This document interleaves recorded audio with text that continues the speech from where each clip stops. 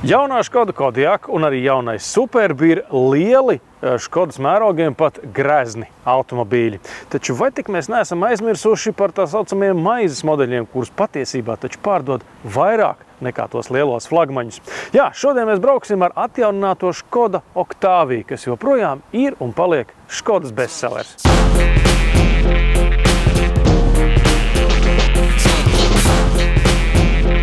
Tāpat kā līdz šim, Octavia būs pieejama liftbeka un kombi versijās.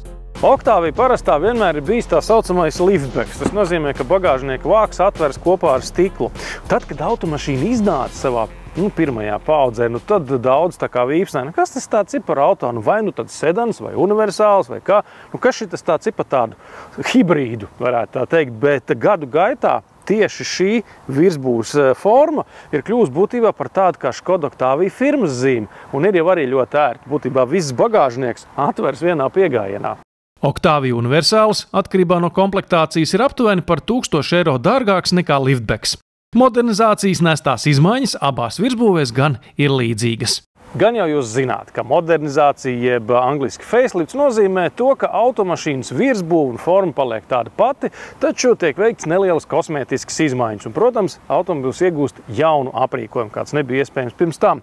Šajā gadījumā mēs runājam par jaunajiem LED lukturiem. Starp citu, šādi izskatās vienkāršie jaunās Octavijas LED lukturi, tāpēc, ka vēl ir pilnās matricas, un tur tās gaismas ir mazliet tādas interesantākas. Un, ja mēs skatāmies te stiklā, tad mēs ieraudzīsim vēl pāris elektroniskās acis, kas nozīmē, ka mums ir nākuši klāt pāris tie aktīvie vadītāja asistenti. Precīzāks ceļa zīmju nolasītājs, jauna avārijas bremzēšanas sistēma un paredzošs ātruma ierobežotājs. Tie ir tikai daži no braucēja uzraudzības jaunpienācējiem. Bet kas jauns zem Octavia motorpārsaga? Octavijas bāzes motors tagad ir šīs 1,5 litru ETSI, tātad vieglā hibrīda benzīna turbodzinējs ar tikai 115 zirgspēkiem, taču ar iespēju to savienot ar DSG pārnesumu kārbu. Optimāla izvēle, protams, būtu tas pats motors ar 150 zirgspēkiem, taču tas uzreiz ir arī nedaudz dārgāks. Un Škoda tirgotāji domā, ka vismaz kāda trešdaļa Octavia joprojām tiks pārdota arī ar dīzeļiem. Interesanti, ka vieglā hibrīda sistēma pieejama tikai komplektā ar DSG pārnesumu kārbu. Kā redzams, tās slēdzes joprojām atrodas vecajā vietā, nevis pa jaunajai modei uz stūres. Visvienkāršākā stūre, auduma sēdekļi, varētu domāt, ka šie arī ir visvienkāršākā un attiecīgi lētākā Octavia. To tagad sauc Essence, agrāk, kad tas bija Active modelis.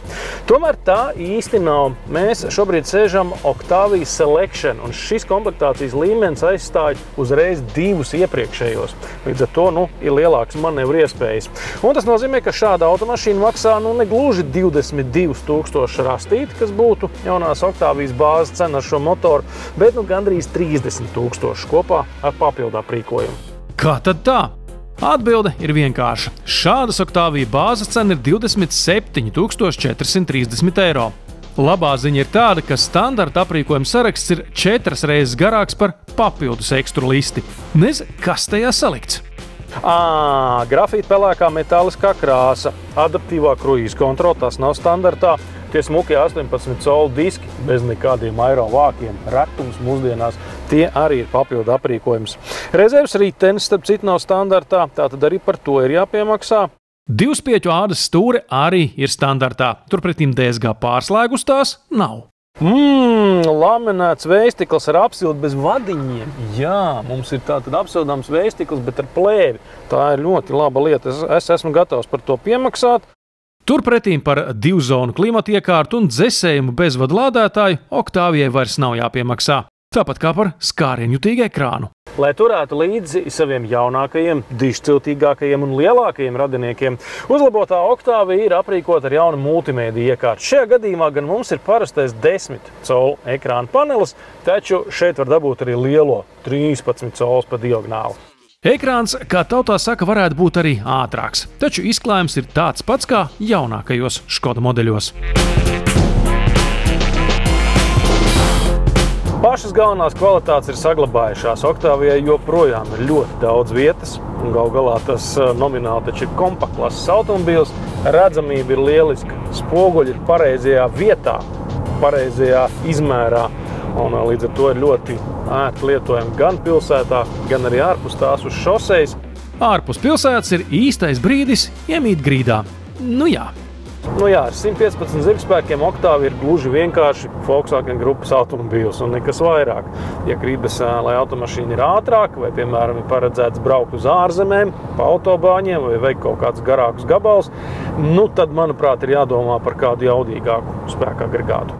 Standarta dzinējiem nav vairāk par 150 zirgspēkiem. Izņēmums ir jaunā Octavia RS ar 265 zirgiem un par 37 000 eiro.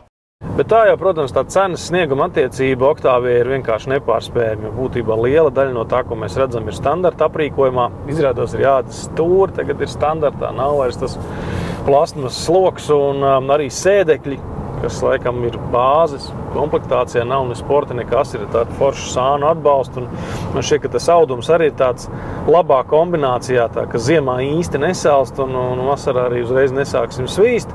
Tā kā viss ir salikts pa plauktiņiem, viss ir gluži vienkārši brīnišķīgi. Protams, gribētos varbūt vairāk raksturu vai kā citādi, bet tad jau uzreiz ir jāskatās kaut kur citos tajos Volkswagen grupas plauktos. Bet citos plauktos diez vai atradīsies automašīnas, kas ar riteņu bāzi un cenu sēž kompaklasē, bet ar virsbūves garumu jau D segmentā. Un pēdējais plusiņš no manas puses Octavia par rites komfortu. Ieraugot, ka šim konkrētajam automobīlim ir 18 colu diski, es tā kā drusku bažījos, vai tas tiešām ir vajadzīgs tādai parastai ikdienas automašīnai, bet rites komforts nav cietis, automobīls izskatās labi, un pats galvenais, ka riepu dēļ arī tā reakcija uz stūri ir tāda mazliet asāka.